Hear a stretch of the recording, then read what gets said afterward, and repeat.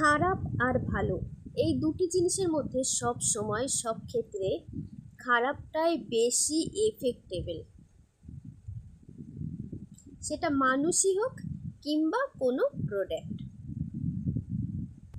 Suppose কোনো একটি মেয়ে একটি ক্রিম তার মুখে 2 থেকে 3 দিন ইউজ করার পর যদি সে বলে 2 দিন হয়ে গেল ক্রিমটি ইউজ করছি, কোনো রকম কোনো রেজাল্টই পাচ্ছি না, তাহলে তার চারিপাশের মানুষগুলো তাকে এটাই বলবে, আরে বাবা সবে তো 2 দিন হলো, নিদেন পক্ষে 1 মাস তো ইউজ করবি তবে না রেজাল্ট।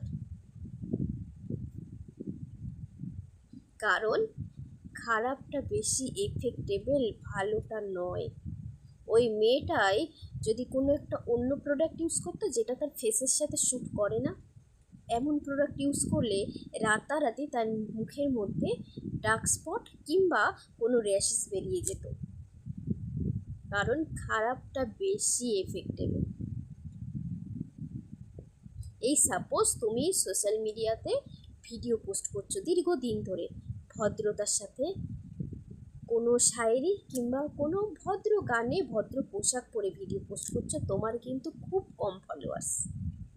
কিন্তু যে মানুষটি নোংরা নোংরা ভিডিও পোস্ট করছে, গালাগাল দিচ্ছে, অভদ্র পোশাক পরছে, শরীর দেখাচ্ছে, তার কিন্তু মিলিয়ন মিলিয়ন ফলোয়ার্স। কারণ খারাপটাই বেশি এফেক্টেবল, এতটাই এফেক্ট করছে যে মানুষ দেখে মিলিয়ন মিলিয়ন ফলোয়ার্স বাড়িয়ে দিচ্ছে।